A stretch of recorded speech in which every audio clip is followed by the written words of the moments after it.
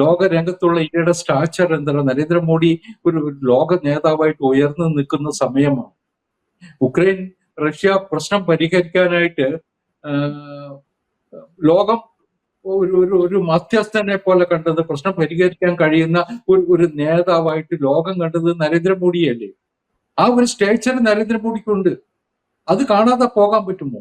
അപ്പോ നരേന്ദ്രമോദിയുടെ അടുത്ത് എന്തെങ്കിലും കാരണം, എന്തെങ്കിലും ഒരു സമ്മർദ്ദം ചെലുത്തി എന്തെങ്കിലും നടക്കുമെന്ന് ആരും വിചാരിക്കണം. വിളിച്ച നേതാക്കന്മാരോടൊക്കെ നമ്മൾ ആശയവിനിമയം നടത്തിയിട്ടുണ്ടാവും, പ്രശ്നങ്ങൾ ബോധ്യപ്പെടുത്തിയിട്ടുണ്ടാവും. അപ്പൊ നമ്മുടെ നിലപാട് എന്തായിരുന്നു? നമ്മുടെ നാട്ടിൽ വെച്ചിട്ട്, കാശ്മീരിൽ വെച്ചിട്ട്, പഹൽഗാമിൽ വെച്ചിട്ട് നിരപരാധികളായ വിനോദസഞ്ചാരികളെ മതം അന്വേഷിച്ച്, മതം ചോദിച്ച് വെടിവെച്ച് കൊന്ന ഭീകര പ്രവർത്തനമാണ്. അത് ലോകത്ത് കേട്ടിട്ടില്ലാത്ത വണ്ണമുള്ള ഭീകര പ്രവർത്തനമാണ്. അതിനെ അനുകൂലിക്കാൻ കഴിയില്ല. അതിന് തയ്യാറായവർക്ക് തക്കതായ പ്രതിഫലം, തക്കതായ തിരിച്ചടി കൊടുത്തേ പറ്റുള്ളൂ എന്ന നിലപാട് ഇന്ത്യ എടുത്തു. അത് ഇന്ത്യ മുന്നോട്ട് പോവുകയും ചെയ്തു. അതാണ് നടന്നത്. കൂടുതൽ വാർത്തകളും വിശേഷങ്ങളും നിങ്ങളിലേക്ക് എത്താൻ ABC മലയാളം സബ്സ്ക്രൈബ് ചെയ്യുക, ബെൽബട്ടനും അമർത്തുക.